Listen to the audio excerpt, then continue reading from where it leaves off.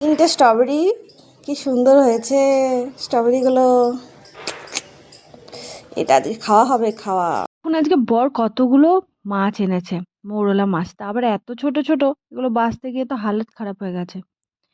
আর এই যে গাছ থেকে বাবা বেগুন পাড়ছে, অনেক বেগুন ধরেছে, তার মধ্যে দু একটা একটু বড় হয়েছে তাই পাড়া হচ্ছে। আর আজকে আমি বানিয়েছিলাম নলেন গুড়ের পায়েস। প্রথমে তো ভেবেছিলাম মাটির হাঁড়িতে বানাবো, কিন্তু কি হলো, মাটির হাঁড়িটা দেখলাম দুধটা লেগে যাচ্ছিল, তাই আমি ওটা থেকে এটাতে ট্রান্সফার করে দিলাম।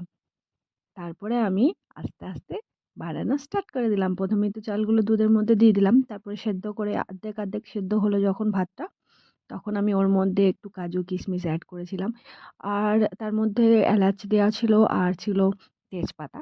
তো সব কিছু দিয়ে একটু বানালাম, কারণ আমার বর অনেক দিন ধরে বলছে একটু পায়েস খাবো, তা আবার নলেন গুড়ের পায়েস, মানে যেটা লিকুইড নলেন গুড় হয় সেটার পায়েস আর কি। তো এটার পায়েস বানানো হচ্ছে, অনেক দিন ধরে বানাবো বানাবো করে ফাইনালি আজকে বানালাম। তো এটা কালকেও টিফিনে খাওয়া হবে আর আজকেও একটু টেস্ট করা হবে। তো যাই হোক, এই যে দুধটা আমি একটু রেখে দিয়েছি, এটা কিন্তু পায়েসে হয়ে যাওয়ার লাস্টে এটা দেব, আর ওই সাথে একটু গুড়টা মিশিয়ে নেবো, তারপরে দেব। আপনারা কারা কারা ভালোবাসেন নলেন গুড়ের পায়েস খেতে, আমাকে কিন্তু কমেন্ট করে জানাবেন অবশ্যই।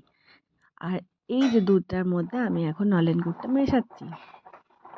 অনেক দিন আগে বর যখন গেছিল বাঁকুড়ার ওই সাইডে, তখন এই গুড়টা এনেছিল। তো ফ্রিজে রাখা ছিল বলে বেশ ভালোই আছে গুড়টা। তো এটা আমি ঠান্ডা দুধের মধ্যে ভালো করে মিশিয়ে নিচ্ছি, আর পায়েসটা যখন নামিয়ে নেব তারপরে এটা আমি পায়েসের মধ্যে মেশাবো। কারণ না হলে তো আপনারা যারা পায়েস করে তারা জানেনই দুধটা ফেটে যাবে গরম দুধে দিলে। তার জন্য আমি ঠান্ডা করে নামিয়ে নিয়েছি। এই দেখুন, কালারটা বুঝতে পারছেন না, কিন্তু সামনে থেকে কালারটা বেশ এসেছে। আমি এটা বাটির মধ্যে সার্ভ করে নিচ্ছি। আজকে এটা দিয়ে কিন্তু ডিনার সারবো, আর কালকে ব্রেকফাস্টেও পায়েসটা যথেষ্ট হয়ে যাবে। আজকের মতো এখানেই, আবার দেখা হচ্ছে না একটা ব্লগে। টাটা।